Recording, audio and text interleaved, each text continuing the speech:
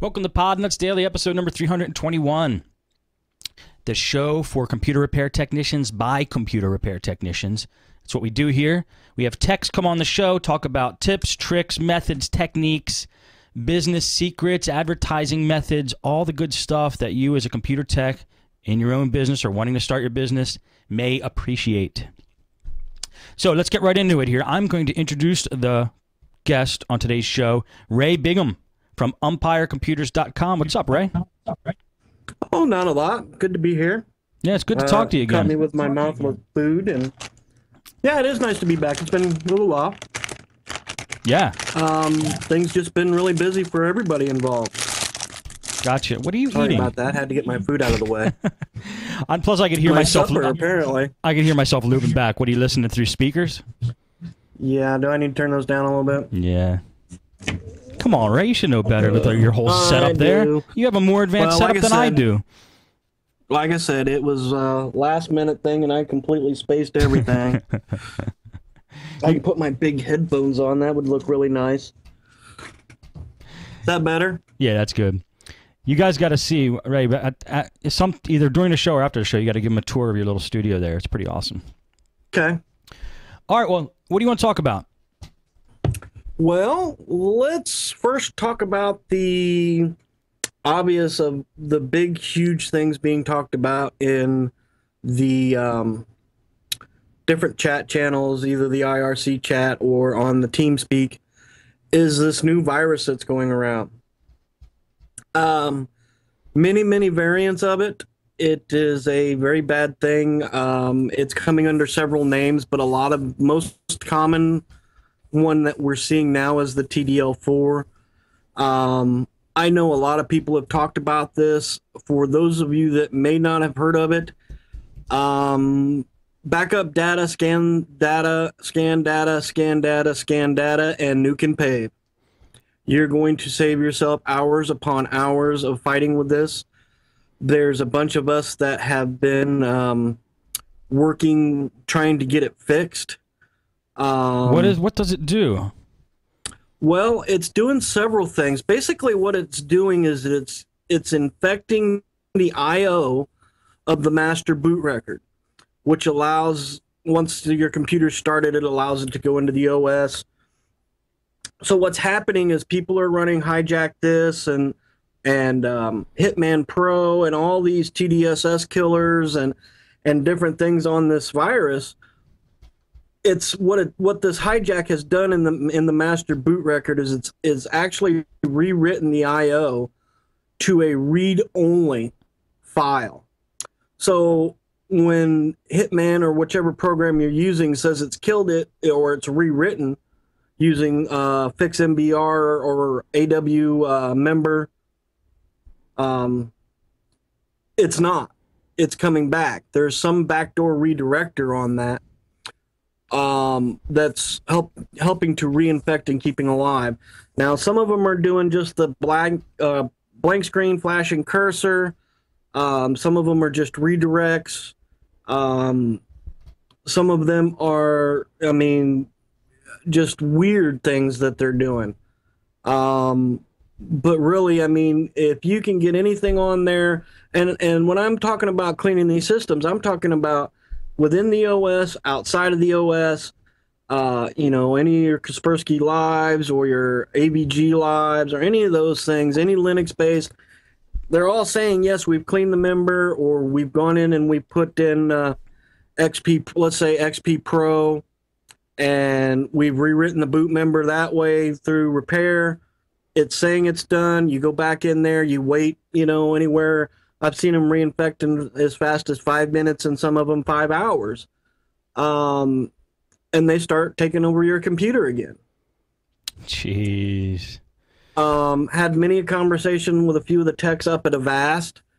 And I've been on through their forums and a couple others. And Brian, who's an excellent virus person with Brytech, has been working on it as well. And we both, we've come to the conclusion, if you have this variant or one of these variants, and you've run it a couple of times through different things and it shows a reinfect, At that point, you just need to stop, back up the data, clean everything, clean it and clean it and clean it, nuke and pave and reload the system. Now, when you say back up and clean it, you mean clean up the backup files? Because is it? Yeah. Okay, so back up everything. The problem is nobody knows where it's coming from. Still, really? You know, Brian and I, again, have been through this quite a bit. It's showing that it's in the Java files and some other files on the system, and that it's infected the I/O coming out of the system for the master boot record, but nobody's figured out exactly where the file is hidden that it will actually stop it. Unbelievable. This is a pretty slick security issue, isn't it? Yeah, I mean it's starting to go viral. It's becoming more and more prevalent. I think I've had let's see, this is the end of the month. I don't know, 3 to 5 of them in this month. Wow. So you're seeing it. When I've reading in this article on dailytech.com, it's interesting. It says that TDL4 actually disables other malware on the computer. It's done. This is done because the less likely the user is to know of any infection on the computer, the less likely they are to investigate further and potentially discover the TDL4 malware on the machine. So it actually disables malware on your machine so it can stay more hidden. Exactly. And you know, you would think if I use like unhide exe, or I go through in the command prompt, you know, and do the unhide executions, that I would be, or one of us would be able to find this file that is holding on to, you know, the master boot record, but we're not finding it. Nothing is unhiding it. Wow. So what to do? What's the next step then? What are you guys going to do? Well, you know, I know that Microsoft and Avast and all these companies that I have talked to are working on it. And there was actually, and I forget exactly where the website was, a thing that Microsoft said that they'd gotten a fix for it and they were aware of it and yada, yada, yada, which was retracted. For those of you that are not familiar, Microsoft has come out with a product called Microsoft Standalone Sweeper, which is a live boot CD that checks for viruses, boot rootkits, and all those different things. And just like the rest of the products that we're trying to use, it's not getting rid of it. Really? It's called System Sweeper? Microsoft Standalone Sweeper. Gotcha. Looks like it's in beta, right? Yes. Gotcha. I'm at the site now. Support been directed to download and install the beta version of Microsoft Standalone System Sweeper, a recovery tool that can help you start an infected PC and perform an offline scan to help identify and remove rootkits and other malware. Have you used this before for just other you know, other infections, or is it mainly? I've not. It's actually one of the ones that we've started to use on these rootkits to try and find maybe somebody had the fix. I mean, I've been through so many of them, I can't even remember the names. I've probably gone through, you know, 30 or 40 DVDs or CDs, you know, putting the stuff on there and trying to get into it and work it, and it's just not working. Gotcha. And the problem with it is even if you were to go in and edit the master boot record, problem one is it's in hex. So what is the actual fix? Do you know what it was before? Probably not. Two is actually, is it going to allow you, and so far it's not, to rewrite the record? So far it's just, it's showing it to you, it's letting you think that it's in write mode, but in all actuality it's still in read-only mode, and it's just going to lie to you basically and start you again. Wow. Well, let me ask you this then: when you do this cleanup on these machines, you back up all the data, and then you say you clean it and clean it. did you find that works? And then what do you use to clean the backed up files before you do a reinstall? Well, I mean, we're using the same things that we would do on normal ones, okay, with a few extras. I mean, we're doing the malware bytes and the super anti-spyware and your Avasts, and we're also now running on every PC that's mildly infected. We're doing the Kaspersky TDSS killer. We're running one live CD, whether it be Stinger or Kaspersky Rescue or one of those, right, just to check, because it's hidden itself so well that you never know. And the next thing I know is you get a customer calling you going, I can't get on the internet. Well, yeah, okay. It was clean when it left. Okay, so where do you draw that line? So we make sure we go the extra mile, take a snapshot of it as a clean, and then tell them, okay, well, let's look at it and let's see if it is this actual TDL4. Let's do some more research. Or did you just do something you shouldn't have done, like go to FrostWire or a BearShare or a torrent site or whatever adult entertainment site you choose and reinfect yourself? Right. Right. How do you make that call? Right. Yeah, I guess the same way that you would do it normally before this virus came around. Just, yeah, a except reasonable you're running amount more of time. steps. Yeah. Yeah. This is pretty much a pain, isn't it? Interesting. Yeah, and I mean, I know Tim has dealt with it. Brian's dealt with it. There's been several people. Steve D'Amico, I think, had one last night or the night before. So it's not just focused on one person, and it's just running rampant. Interesting. Well, thank you for bringing it to the attention of anybody who doesn't know about it. Probably not too many people by these days who are actually working on systems don't know about it. Good one, Ray. You still want to go over that, or anything else on that, or you want to go into something else? No, I mean, I think I'm good with that. Again, we've been really busy and trying to keep up with things. Interestingly enough, we got some calls last week and this week from the third-party vendor that is servicing Comcast, which is quite funny to me, since Comcast is now trying to get into the repair PC, Right. everything in one box, make you feel warm and comfy business. Been called out twice for heavily infected PCs. I think we've got another heavy PC tomorrow and a large format printer to look at tomorrow. So Wow. 4 calls in the last week and a half through the third-party vendor for Comcast. That's interesting. And they contacted us. Really? We didn't contact them at all, which was shocking to me. But apparently people are biting up on this. You pay this much money and you get free service. You get this many fixes, or however the exact terminology works. If you look at the premier services for Comcast, you can find it.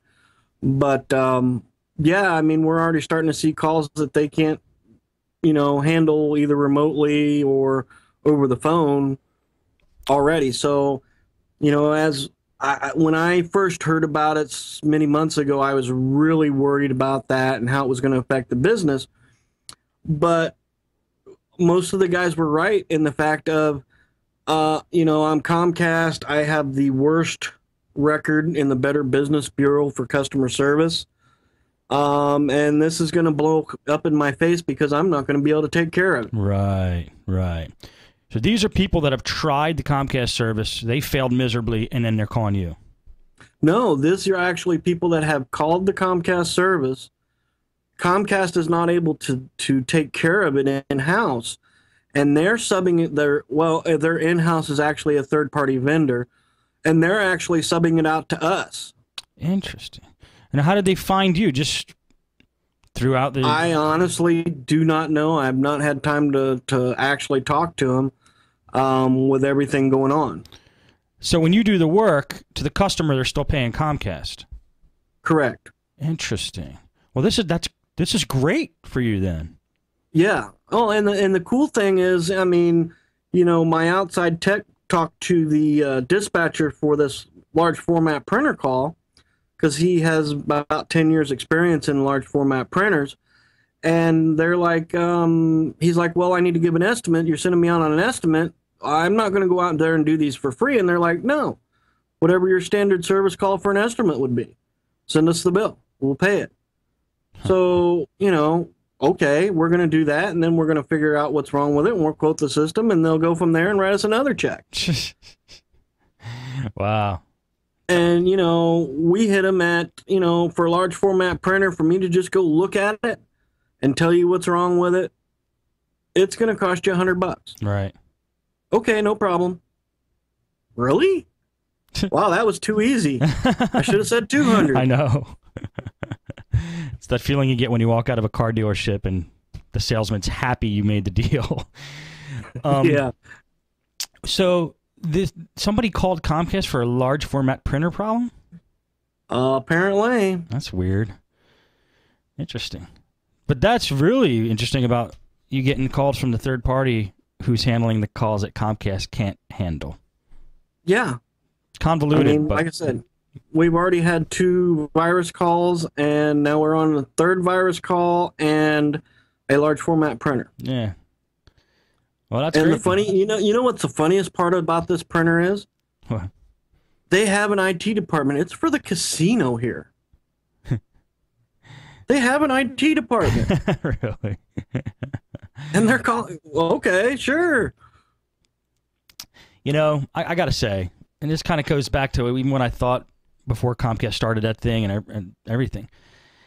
If you give really good service, you're kind of in, because there's so many people out there doing a bad job that it might seem like a lot of competition out there, but if you just are a little bit better, and really care, it's going to take you so far. And I've thought that before in the past, and it seems like it's panning out. Even though there's a lot of competition, and this is, I think, almost in any field, there's a lot of competition that really sucks. They're just doing it really bad. So if you're good, that puts you ahead of the game already. So just be the best that you can.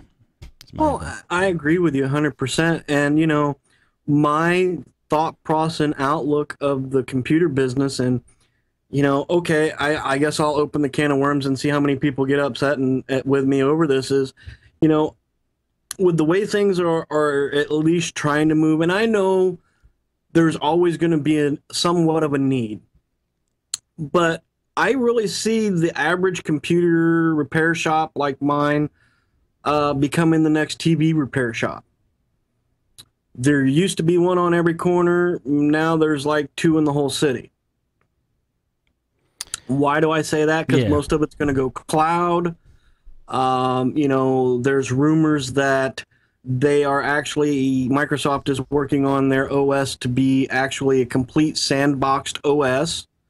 So something happens, well, you push a couple of buttons and guess what? You're restored. Viruses are done. I don't know, Ray. I don't know if people are going to get upset about that, but I don't know. I don't think so, because, if you're still stuck in the frame of mind of just fixing desktop computers for the rest of your life, then yes, you will go the way of the TV. But if you just adapt with the technology, I think there's always going to be hardware out there, and it's always going to break, and it's always going to be expensive. There's always going to be like the $1,000 thing that somebody wants, and they're not going to. So even though you could say laptops are getting so cheap, they're almost disposable now, there's always going to be higher end stuff that people aren't just going to want to toss and get a new one when it breaks. I think that as long as computer repair shops adapt to the technology, as like start embracing tablets now, for example, I think you'll be okay. I don't think, but if you stick in the frame of mind of I'm going to fix just computers, not even going to fix laptops, I'm going to fix just desktops, you're already going the way of the TV. So I agree with you to a certain extent. What do you think about what I just said? I don't disagree with you on that. There's going to be a move towards laptops, and, eventually super smartphones will be, the thing. So you'll see super smartphones that, are just phenomenally better than what they are now, along with, your tablets and things. But what I guess my part of that is, yes, there are still TV repair shops around. There are still companies that are electronic companies, so to speak, that will work on a TV or a projector or things like that. But if you look at what there is now of those, so say, my town is, Anderson is about 56,000 people. There's 2 that will do that stuff. Yeah, I'm not saying, I know, I agree. There's not many around here either. I don't say that they're still around, those TV shops. Well, but what I'm saying is, my reasoning for going to that is 25 years ago, there was 50 TV repair shops in town. Just 25 years ago. Right. I remember 35 years ago as a kid, Dad would be able to take tubes down to the local Walgreens and get tubes checked. Right. But which, that's all gone wayside. But if you don't adapt and look at things like repairing smartphones, like the iPhone and the things like that, and the tablets, especially, and laptops, because desktop sales, unless you're a business, I just don't think it's going to continue to last. No, it won't. I agree with you. There's no way. Even laptops are on their way out. It's so, yeah. But a lot of these TV repair shops, they probably, if they did adapt, they became computer repair shops. Probably is what happened. So they didn't, some of them might not have gone away. They just adapted, which is what I think a lot of computer repair business owners can do. I'm just saying, I wouldn't worry. I would just adapt, right? Well, yeah, you adapt, but I still think you're going to see a huge reduction in the amount of people that are out there doing it. You think? Over the next 10 years. I think you're going to see a huge reduction because you've got too many players, big players, that are trying to get in the market. Is their customer service any better? No. Like Comcast, their customer service level, for the most part, according to the Better Business Bureau a couple years ago, they were the worst in the nation as far as customer service. But here's the thing.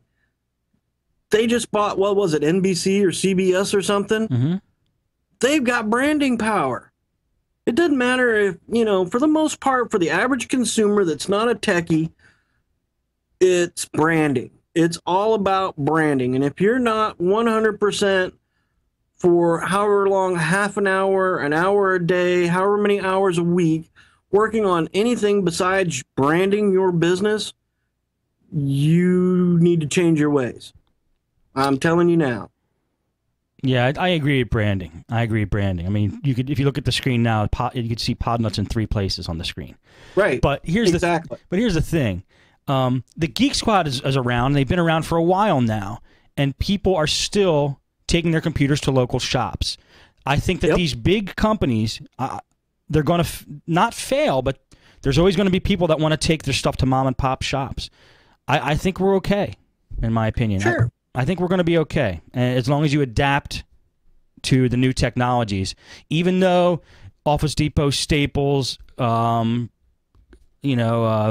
Geek Squad, whoever else is fixing computers these days, they're going to probably continue to suck. So you still have a good shot of doing well. The Geek Squad exists now, and people are still fixing computers in their own private shops and doing really well. So I think we'll be okay. It's my take on it. I don't disagree with you on that. I just think you really need to be branding your business so that people know that you exist. Don't fall into the cracks, so to speak, because the big box is out there. Yeah, branding is important. That's just some marketing advice. Aside from adapting to the technology, if you want to get into marketing, branding's huge, and not a lot of guys do it. And usually people start off with a brand that's just not even an appealing brand. You have to have a nice logo and a good idea and an appealing something for people to latch onto. And a lot of guys don't even have that. So that might be a good place to start as far as branding. Absolutely. Brand something that's nice. Don't brand ABC Computers and just have like no logo and have it in normal font. People like branding of things that also look nice too. Oh, absolutely. And it should be on everything. Yeah. Your T-shirts, your, sticker on your car, or magnets on your car, all your receipts, all your emails. I mean, just everything. It needs to be there. Yeah, that's a good point. What have you done for branding on your business? Well, branding for our business has, well, let's see. Maybe we pause here. And the reason I say that is I'm involved with several ventures now. One of the big things with branding and going back to the big box versus mom and pops is I began to work with a couple of partners on a new venture that is promoting local businesses within my county, not just the city, but the county. So, like in my county would be Madison County, and most of you don't even know anything. I'm in central Indiana. So I'm about 45 miles north of Indianapolis. In my county, I have 4 different towns or cities, whatever you want to call them. And this new venture is called Connect Madison County. And basically, Connect Madison County is a venue for people to get information of a positive nature interjected into their life on a daily basis, from, you know, the high school football win to, you know, whatever. So we started doing that because it's really pushing the, you know, shop local and the buy local, you know, groups that are out there and the local, you know, business clubs. Well, with that, we've also entered into what's called Spotlight Madison County. And Spotlight Madison County is a video and podcasting site with the same information, which is just starting to grow leaps and bounds now. That's really promoting the local businesses. And that's a great place to start, at least here for us. Now, whether you have something like that that you have in your area or not, I don't know. How do you? But, what's the distribution for both the Connect and Spotlight? Is it in the form of newsletters or website or email? It's all website. Oh, okay. Somebody actually posted the link up there in the chat room, the connectmadisoncounty.com. The other one is Spotlight, SPOTLIGHT, spotlightmadisoncounty.com. I got to tell you, most of it is social networking, social media, Facebook, Twitter, Dig, just everything in there. We actually have on the front page, which is out there that you're showing now, Paul Poteet is one of the local weathercast celebrities in town. You know, it's just good, fun stuff of all local people within the community that they can be a part of. I see. So it's like a local news site, but it's good news. It's not how many people died in a bus crash or anything. Right. Yeah, absolutely not. No, we're not doing any of that. Good. And then if you go to explore the network there on the top, you can go to Spotlight, and that's where all the video casts are and the podcasting is going. And it's still in its infancy stages, but it's a start in the right direction. So with that, we kind of have started building a studio here, and, you know, basically we're calling what my dad used to call stirring the pot. So yes, I got the computer business, but I'm doing this also because this is another venue for me to get people walking in and out my door. Kind of like a lot of these guys that are doing computer repair and smartphone repair, or phone sales like the T-Mobiles and all of that you can do. I mean, you can do the contract or you can do the prepaids or however you want to do it. But what that does is it gives you a whole nother demographic to float through your door. Sure. And that's been huge for our branding. Having multiple streams. Yes, multiple streams. They're set shows. It's kind of a similar setup to what you've got. You know, we've got a lady that comes in and talks about families that are dealing with people going into the nursing home stage or the assisted living or healthcare stage. We've got another lady that comes in and talks about being positive and supportive in your life, your mind, and your religion. We've started a faith page because it's just been a huge request. So there's a lot of things going on, and we do the fairs, and we're doing a lot of different things. So there's all these different streams that are out there that people can go out and watch. Oh, I see. And the idea of that is to make a business in itself, or is the whole thing of that geared like is there making money with that? Or what's the business plan? Just curious. Obviously the advertising dollars are starting to come in with that, because each show they're trying to get their advertising per show. Right.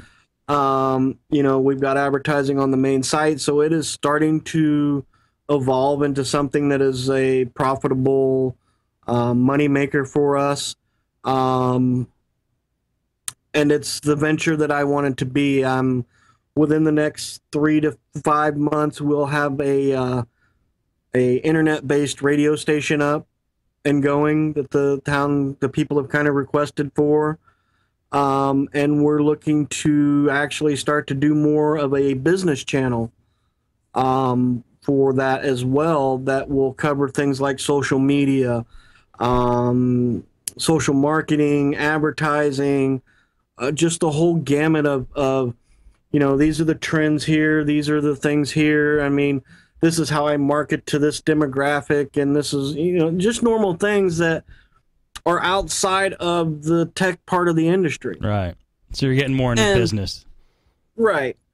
Well, and and a few people know, but I guess I'll just tell everybody. I kind of, similar to Steve, have started this. I've got a studio I can show you guys later. The start of a studio. There's still a lot of work to be done. We've rearranged it 3 times now, but as of last night, I had a large check written to me, so I am no longer, as of the end of this week, the owner of Umpire Computers. I am the employee for the next year contract. So you sold your business on the condition that you work for a year under contract for Umpire Computers, or whatever they call themselves. Right. And I also get the back 2 rooms of the space for the studio.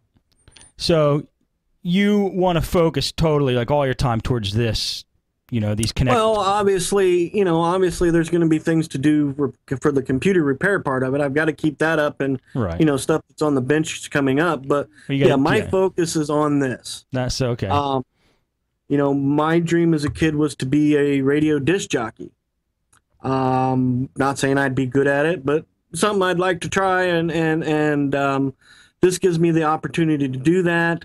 It gives me the opportunity to look at several ventures within this of, the podcasting by itself, and it'll go through the iTunes and all that, and the video casting, which has really become very popular.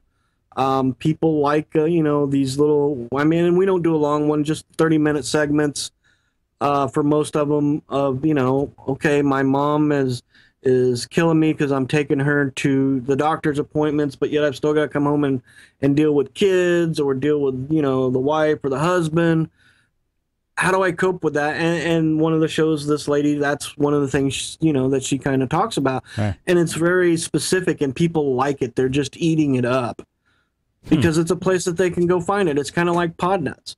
You got all these guys that really love computers. They either started out in gaming or just, as a hobby or whatever. And you've created this place for them to come and say, man, I can get all the information I want right here. Why do I go anywhere else? Right. So that's what we're creating, but kind of on a local basis. That's really neat. Best of luck to you with that. That sounds like an exciting venture. And then, like you talked about, maybe after the show, you take your camera and shoot it around. You got a whole big mixer set up and everything else. So, yeah.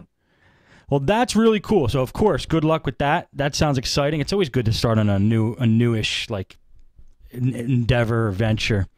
But I have a couple questions for you that might help our listeners. You sold your business. Any tips on guys that are looking to do that, or how did you do it, or any successful actions or tips you want to give people on doing that whole thing? Selling the business is, wow, I don't even know how to comprehend and explain it, because it's just so mind-awing that somebody would want to come and give me money for this. I know, I went through the same thing.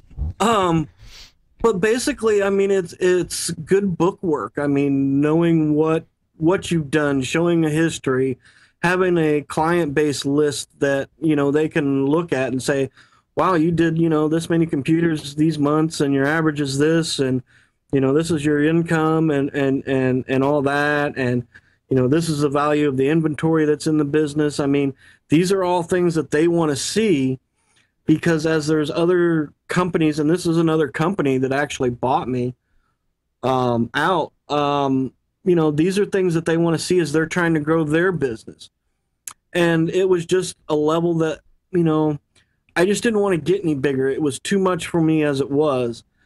And with the ups and downs of, you know, feast or famine in this business sometimes, it was hard to, you know, keep bookkeepers on staff and things like that. So it became, you know, okay, well, I'll work on computers from, you know, 8 o'clock in the morning till, you know, 4, and then I'll do paperwork from 4 to 7. Or I'll take it home with me and try and do it, and then by the time you get home, you're wiped out and you don't want to do it. Exactly. So what did you use to keep your books? I started with a couple of things. I started with TS Man. Mm-hmm. And I just found TS Man to become so cumbersome that I just had to get away from it. Okay. It's a great product. It does a lot of neat things. The new version is out. It's supposed to be much better. If you can get it to the level of being able to do the scanner on stuff that's been in before, it's even better. But as far as keeping the financials that an accountant wants, they want to see it in QuickBooks. Quicken, some type of an accounting program that they can work with it and do your taxes and all that stuff with it. It's tough. I mean, you guys that have one-person shops or two-person shops, I got to the point towards the end of it that I was just, you know, I would take my repair order ticket, and instead of making that customer sit there and wait for me to print out a ticket in QuickBooks, I would just write on the ticket, you know, paid such and such. You know, I had spot for cash, credit, and check, and paid credit card, and staple a credit card receipt to it, and I'd make them a copy. I just throw it in the all-in-one and it zips through and makes a copy and spits it out. Here you go. Here's your receipt. Throw that in a pile, and eventually it would get entered in QuickBooks. I had a rubber stamper. If I remember correctly, I just paid, and I handed them to him. Yeah.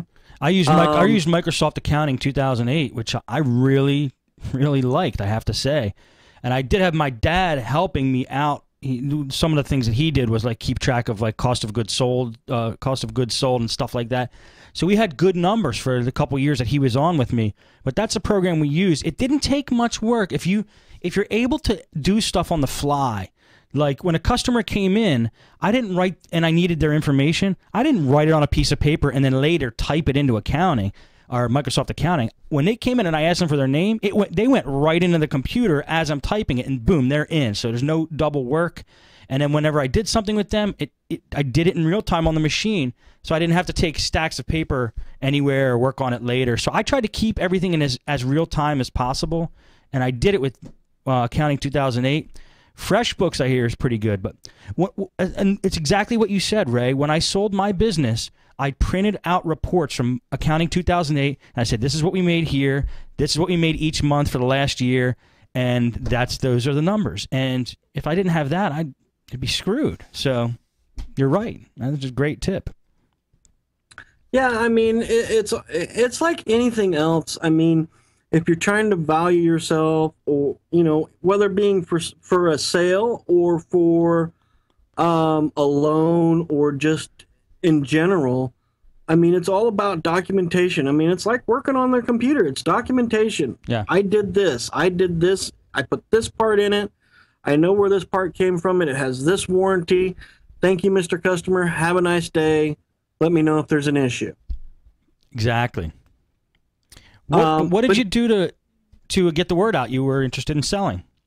Actually, I didn't. They just approached. They were actually as a friend of mine, and he has his own had his own business, and he was 100% on the road for his customers. Now, I say that, but there's times he brought them home and worked on them in his garage or his kitchen table or whatever it was he wanted to do that day. But they approached me saying, I'm to the age where I want to grow something and make it bigger and larger, and this is the direction I think I want to go. What size check do I have to write?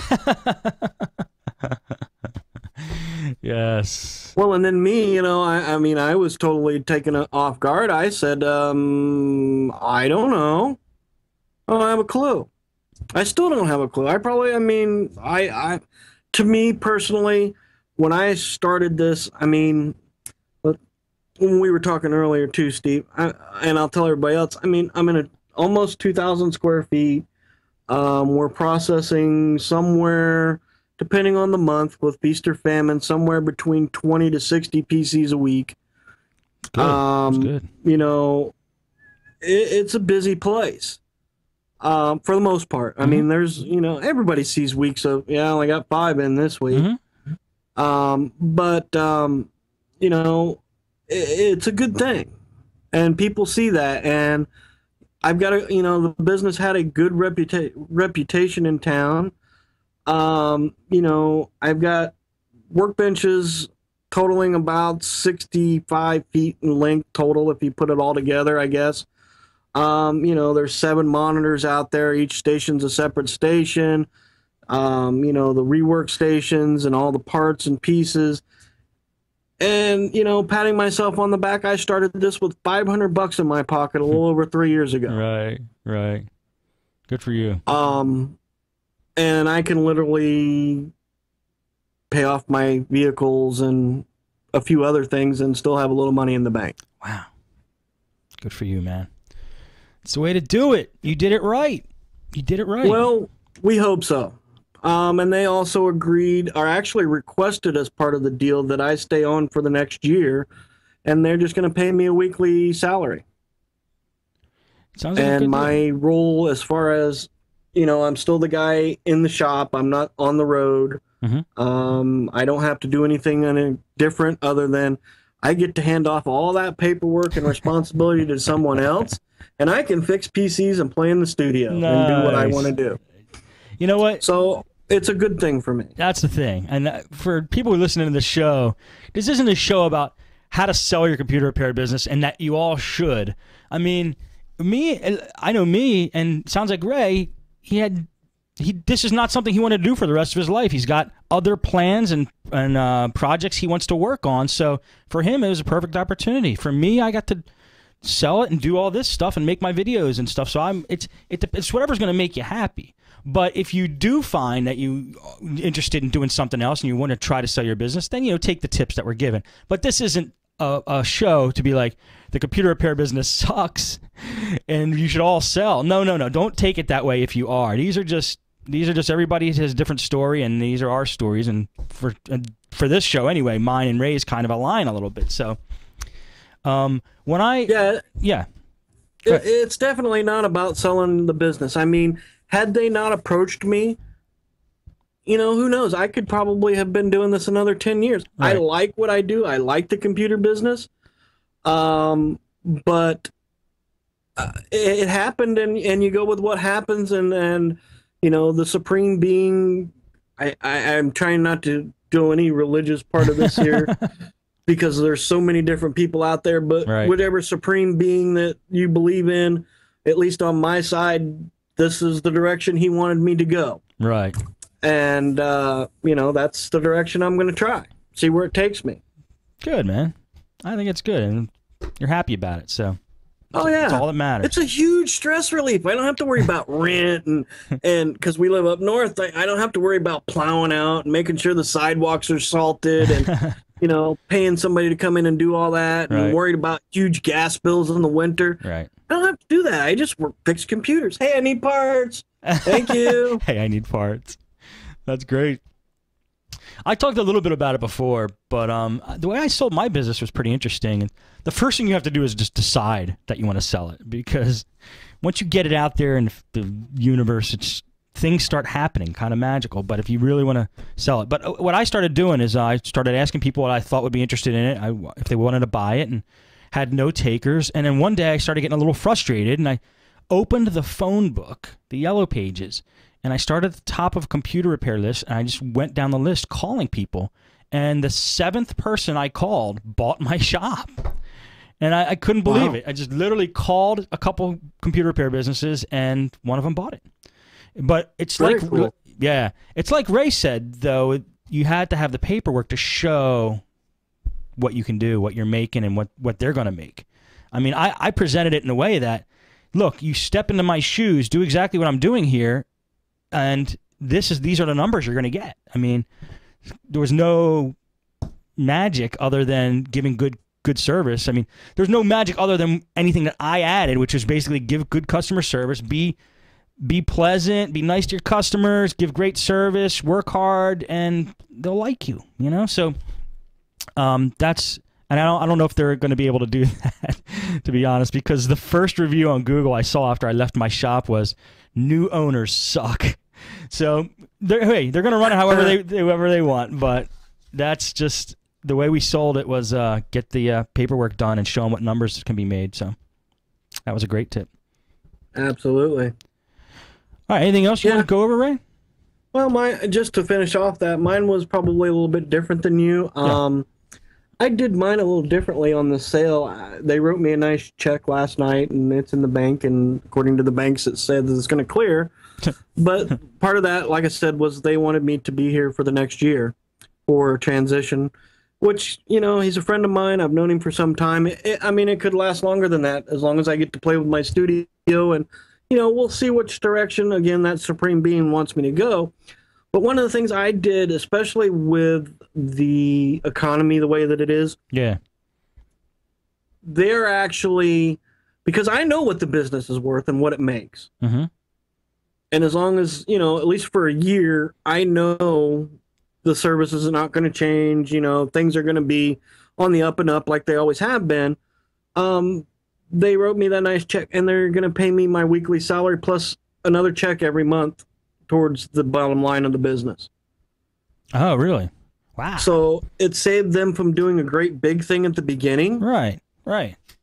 And they're now, storefront retail owners of, more stuff.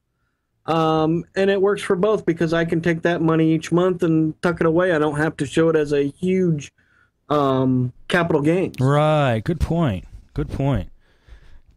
Yeah, my guys did they paid me, they didn't pay me the full amount in one check. They did 2 months. It was either 2 or 3 months of a partial payment, and then a big payment at the end to cover anything the rest, to cover the remainder, to make it easier on them. So, yeah, Sure. whatever you want to work out. And, I wrote up a contract, which I literally got off the internet, and I just put my name in where it was applicable. And there's ways to do that. Just make sure you have a good contract, and that it's legit. You know what I mean? Don't just say like, I bought my business and have a line and say, please sign here. You know what I mean? It's like, make it pretty legit, and put in the contract whatever you think needs to be in there. So Yeah, and it may also be worth spending, $400 or $500 and going to see an attorney. yeah, that's probably the better thing to do. Oh man. Just depends on how comfortable you are with them, and in all honesty, the check that I got, if they defaulted, I got more than my money back out of it. Right. That's a good So point. Might as well play it safe. yeah, but really, that's all I had for tonight. Again, I was kind of unprepared. I completely spaced it with everything going on. It's understandable. So I apologize. You don't have to. We're right on time. You did good. But let me read a couple emails, and then we'll end off. We got 2 emails here. First one is from Timster. He wants me to read. He wanted me to read this on Ray's show. Steve, read this on tonight's Podnutz Daily. I saved it for Ray's show because it plays right into his strong points. He says. He goes. This is from Peter. He said, I'm pretty sure. I want to make sure I got the right email here. Did I get the right email? Yeah, there we go. It's from Peter. He says, I wanted to see if you could all shed some light on some of the ways you all obtain discounted parts. I'm in the starting stages of my computer repair business, and my plan was to use local stores such as Fry's, Micro Center, and CompUSA for the meanwhile until I can find a reliable, cheap source for parts. I'm talking about normal stuff such as hard drives, cables, RAM, and other stuff like that. Also, can you share some knowledge on some of the most needed items a mobile repair business would need to keep on hand so I won't need to make constant trips?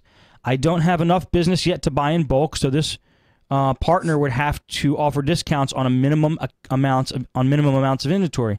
Thanks for the shows and keeping this site going. I think it's a great idea, and I think once I found your site and started to listen to the shows, it really helped me get started on my business. I think it gave a lot of insight into the many aspects of the business, and also the forums and the community is great also. The people that hang out in the forums are great and very helpful. That's from Peter. Peter, thanks a lot, man. Appreciate the compliments, and hopefully we could answer some of your questions here. You want to tackle any of them, Ray? Timster said you're the man for this. Let's talk vendors. And I'll try not to, I mean, I could probably do a whole show on vendors, but for those of you that are buying at Fry's or Best Buy, you know, those are great places. But when you go to Best Buy and you're paying $60 for a hard drive that I'm paying $29 or $35 for, is a huge difference. Oh, yeah. Not only in price, but think about this, okay? I call up my vendor. One of my big vendors that I use is Infotel.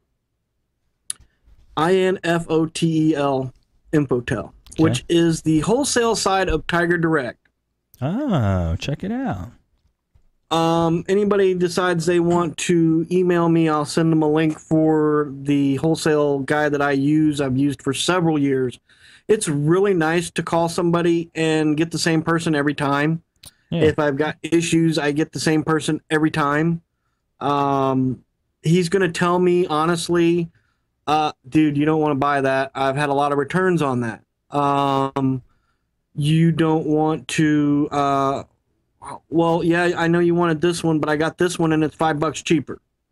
He's really looked after me, and I'm not saying that all of them there are the same, right, but their prices are great as far as, yes, I can find it on Newegg every once in a while cheaper. Yes, I can find it, you know, probably on Amazon sometimes cheaper.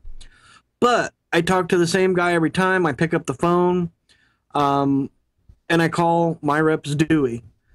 Dewey Bucket Infotel, which again I saw in the chat room. Yeah, Infotel is the wholesale side of Tiger. But here's the thing. I pay for a 500 gig hard drive, my price, your price, anybody's price on Infotel is about $40 for a SATA 500 gig Western Digital hard drive. Yes, you can get it at Fry's. You're going to pay a lot more. Plus, think about your time. If you have a storefront or you have a shop working out of your garage or whatever, you've got to close the doors, you've got to get in your car, you're going to spend your gas, you're going to spend your time going down there. So you could have been working on other stuff, making more profit. You could have been there for the people that wanted to drop off their PC. You're not wasting your gas, and you are not wasting your time. So I call him up on Monday and I say, Dewey, I need two 500 gig hard drives, because the cool thing about them as well as some others, I don't have to buy in bulk. I can buy one, and they're going to ship it. How much? And their shipping is cheap, and it's going to UPS is going to show up if I order it on Monday. Depending on which warehouse it comes out of, usually Chicago. I'll usually have it Tuesday, Wednesday at the latest. Really? Yeah. Overnight. Yep. Wow, this is freaking awesome. What do you need to sign up with this? Like a tax ID number or something? No, you don't need any of that. What? Name, address, business name. You know, as long as you're a legit business for the most, I mean, Yeah, that sounds wrong, but you know, as long as you're a business and you've got a business name and a business phone number, and they'll sell to you. And like I said, I can buy one or I can buy 50, and it's cheaper. And it's cheaper. That's amazing. A 500 gig hard drive is $39.99. Western Digital, SATA. I finally got to the point where I can now stock 4 or 5 of them at a time. All right. But they're a great one. There's LeaderTech out of Chicago that I've used. LeaderTech. I think it's LeaderTech USA is their site. Okay. Newegg has a business side. You don't have to go through the regular. You can go through the business side of Newegg. A lot of them will want, some of them, the bigger ones, was it Microdata, and some of the other ones, they want you to do it all on credit and all this other. I just don't do that. Everything, the one thing I can say that I've always been the most proud of is everything in this shop until yesterday, I owned. It was paid for. Right. I didn't know anybody, not one dime for any part, piece, computer, or anything else in this business. That's a great way to do it. It really is. But if you can buy 3 or 4 at a time, it's huge. Mm-hmm. The time that you save for having to go out and buy parts. I never thought about that. And there's several out there. You just got to kind of search them out. Okay. DVD Super 999 has been a huge one. On eBay. I don't use the eBay for her. Oh, I have their number. Okay. I call down there, and there's Jennifer, and I think the other girl's name is Apple or whatever. They're of Asian descent, and they're very pleasant. And I call them up, and I say, I've got a Toshiba Satellite L305-5423, and they say glossy or flat, and I say flat, and they say okay. Shipping it to Empire Computer in Anderson, Indiana. I say yep, and they say thank you, bye bye. Wow, that's amazing. That's very cool. For screens you're talking about. Yes. Yeah, for screens. I use Blue Raven for other parts that I might need. Now, Blue Raven parts are a little bit higher. Excuse me, I had something in my throat, but they do a really good job. I had a guy had an HP, forget what model. Anyway, it was about 3 or 4 years old. The guy, for whatever reason, I priced out the motherboard, and he said, yeah, I want to do that. And I'm like, really? Okay. So, do you go to eBay and you buy something used, or, okay, I can call Blue Raven for a little bit more money and have one that's, certified as, either refurbished or rebuilt or whatever you want to call it. That's the exact model for that PC. The 1394 cable is going to fit. The card reader cables are all going to fit and work. Right. It's the exact one for that model, and it just works. And if it doesn't, I call them up and they send me another one. Right. So I've not wasted my time. I'm not out, chasing parts at Micro Center or Best Buy or, wherever it is. So my time is in the shop. When I need stuff, I call it. I tell my customers, if I don't have it, like that motherboard, it could be anywhere from 10 to 14 days before I see that motherboard, sir. Okay. Well, it is what it is. But, a lot of things I also see with vendors is guys trying to buy all these different parts. And at least here, it's worked for me. It may not be everybody's cup of tea, but I stock 500 gig SATAs, 3.5s, 500 gig 2.5s SATAs, and 160 gig IDEs, 3.5. Mm-hmm. And that's all I stock in hard drives. Why? Well, okay, yeah, you got a 640 gigabyte hard drive in your PC. Do you really need that 140 gigs? Do you? I got a 500 gig here I'm going to sell you for $65. I'll have it fixed here, in a few hours. Or we can order one and it's going to be a few days. Why? Because I'm a small shop and I don't feel the need to have all that stuff. Right. Even with the terabytes, I have people that come in and want terabyte drives. Yep, going to be a day or two before I get one. I just don't stock them. And people understand that. They really do. So if you keep a 500 gig of all of those on stock, I mean, for the most part, I've never had anybody complain. You mean you're doing it? You're just keeping the 500s just for simplicity? Like, why don't you get a couple terabytes in? Well, I mean, I have in the past. I've started doing that in the last couple of months, but when I first started, I kept 2 of each, the 500s, 3.5, 2.5, and the 160 IDEs. And the only reason I did the 160s is because their pricing has gone through the roof for IDE stuff. Really? And at 160, I would have to say 90%, if not maybe a little bit more, of the hard drives I replace in an IDE format are 80 gigs and less anyway. Gotcha. And it's about the same price. I can get it for, that $39-40. I'm still going to charge $65 because I'm going to at least get 40%, if not more, out of it. Because I am a brick and mortar. Right. Because I did have the part and you didn't have to deal with it. You want to go buy it somewhere else, you can buy it cheaper. Great. I'm not covering the warranty. So if it dies, you got issues, sorry about your luck. You call Western Digital. I'm not doing it. But if you buy the 500 that I'm going to do, I'm going to take care of it. Because I'm going to call Dewey at Infotel and say, hey, dude, this thing took a crap. Send me another one. Right.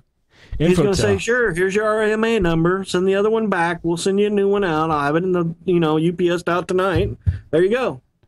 Yeah, Infotel sounds great. I would definitely use them if I was back in business because it's like you said, I never thought about the time it takes me to drive out to these places.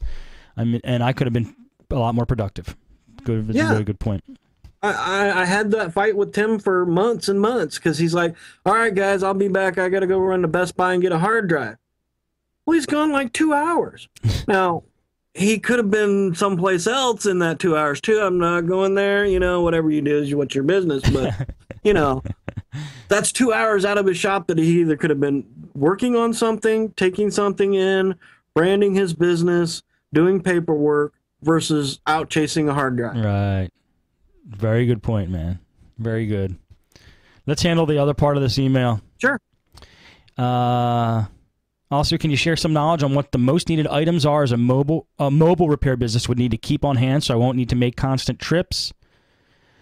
Gosh, I haven't done that in years. A screwdriver, a flashlight, a bunch of CDs, a couple DVDs maybe, a book of discs that have all your needed tools in them, like the Ultimate Boot CD, Windows CDs, extra router. An extra router, some RAM, wireless adapters. I'm thinking tools. You're thinking more supplies. Yeah. Yeah, all that stuff. I don't know. If you're doing remote, especially if you're doing business, then you're going to need, your probes for testing data lines. And it's hard to tell you what to take because I don't know if you're doing residential or you're doing businesses. I would think residential, I'm guessing for him. Well, then you want to have routers and you want to have some, 10-foot or 20-foot, patch cables and maybe a printer cable, power supply, a NIC. Leaf says mice. Really? Mike Motto says NLC. What's that? Oh, NIC. A NIC. Okay. I wouldn't carry a keyboard and mice, but okay.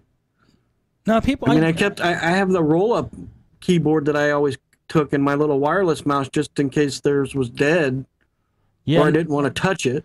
I know. But I've heard. I didn't used to when I was a tech, but a lot of guys I've been on the show do that. Keyboard and mice. Oh man, I just had it in my mind. What was I thinking? It was a good one I had. Oh man, I forget. It's on the tip of my tongue.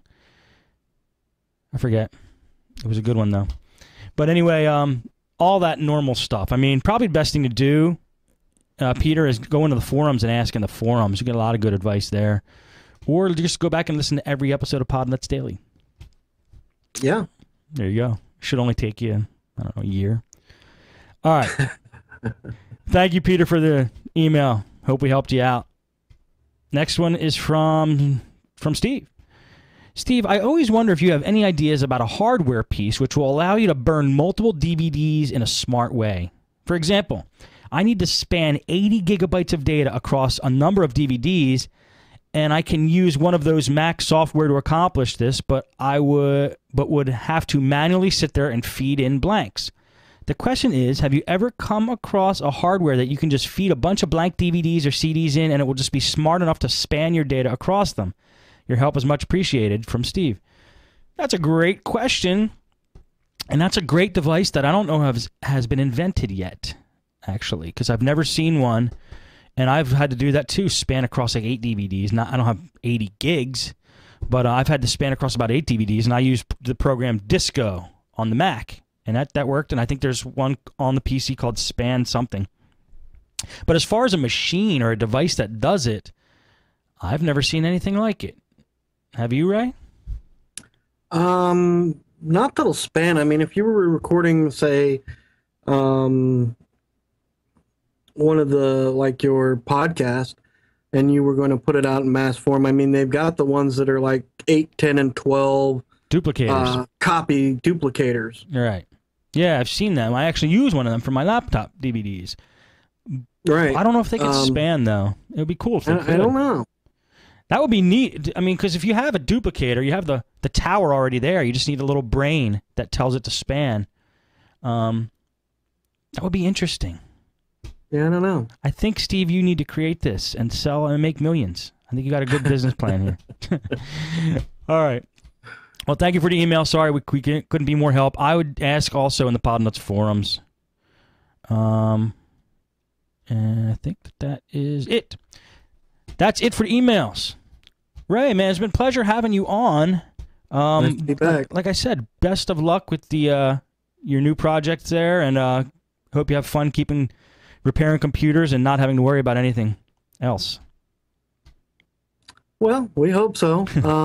You know, again, what my supreme being is sending me in a direction, and that's the way we're going to go and see how it plays out. Well, enjoy it. That's what I have to say. Tell us where people could find you if they want to contact you. Or you can contact me at ray@umpirecomputers.com or ray@connectmadisoncounty.com. Several other ways. I'm on Facebook. I'm on Twitter. I'm on Dig. I mean, all that social networking stuff that a lot of people just don't like or don't use much. So, good. You know, it is what it is. Yeah. It's just you gotta be the right kind of person to really get into that stuff, I think. Yeah. Well, check it out. Those are all the places you could find Ray. Thank you everybody for watching Podnutz Daily or downloading and streaming it. If you want to stick around, oh wait, no, Podnutz Pro is not tonight. I'm sorry, guys. Matt's week off. I think he's on vacation or something. Last I heard. I don't think Podnutz Pro is on tonight. Does anybody know? Anyway. I'm pretty sure it's not, but anybody who watches this show, hope you liked it, and we will see you next time. All right. Cool. Let me put the post-show logo up here. I don't think Podnutz Pro is on tonight, but let me check, guys. I'm going to text Lalo. That was great, Ray. Thank you. Anytime. Good to be back.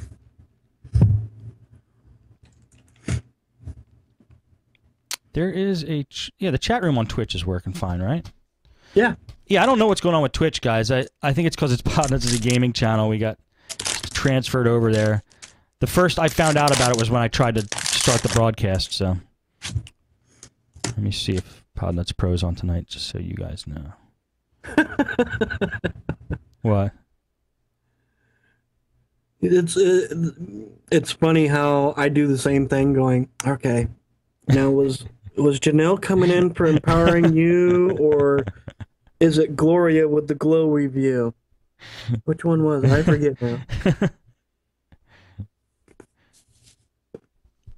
We'll find out in a second, guys. But Matt did send me an email because I asked him. I didn't know if he was going to do the roundtable, and he said, "Matt, are you in for roundtable tonight?" Not tonight. I'm out of town on vacation. I don't know if that means for the whole week, but I would assume so. You guys will probably know more than me. Terry's saying they said no show tonight last week. They did? That's what Terry Wilbur said. Okay, Wilbur. Taking your word for it. You would know more than me. No Podnutz Pro tonight then, guys. I'm sorry. But we're going to do Android App Addicts tomorrow. And we're going to continue Nuts at Night, okay? Got enough emails about that, so we're going to continue it. And we're not going to take a break. We're going to go straight into it Thursday, tomorrow night. So Nuts at Night is sticking around. Sorry I put you through the scare. It was definitely my intention to not do the show. But I'm actually pretty excited to keep doing it because you guys, some of you anyway, are excited to listen to it. So that makes the difference for me. Cool. Yeah. It's always good when they come to you and say, we want to do this. Would you please do this? We like this. It is cool. It is cool. Well, the issue I have with that is I wouldn't have thought about canceling had you guys talked me about this 6 months ago. Right. Now, people did write in about Nuts at Night, but I was actually thinking of another show possibly doing, and then I was gonna try to free up my plate a little bit, but we'll just do it all. What the hell? Well, you know, for the guys that can hear us and don't take this in the wrong way, is I'm just now getting into this. Rendering video takes forever. Yeah. And trying to get all these produced and engineered, this is not easy work, guys. Thank you, Ray. There's a lot to this. Thank you, Ray. See, you guy Ray knows. It's a ton of work. Those guys, you guys have never done it, and he's doing multiple shows and has to be part of every show. So even if he's not on the show as the host, he's still got to engineer the show. This equipment and software is not cheap to do it. No, but I'll tell you what. Once you do enough, you get it so streamlined. I try to have everything so streamlined it takes me the least amount of time possible. It still takes a lot of time, but still. Yeah, it is work, but it's totally worth it. It's totally worth it. I'm enjoying it. It's still a lot to learn, and we're still working with different renderings on how it looks, from conception through, Wirecast into the video, way it looks on the website, on Ustream. Yes, exactly. That's the fun stuff. That's the fun they stuff. all look different, every one of them. Mm-hmm. It's like, when the old days when people would do browsers and they would do a website. Well, it looks different on the AOL browser, the the Internet Explorer and the Firefox and the Chrome and Safari. They all look different. Yeah. Well, it's the same thing with video. Totally. Video is crazy. I mean, you have frame rates, you have the size of the video, you have encoding and decoding and all the formats. It's nuts. I found. And then you got to worry if you get it too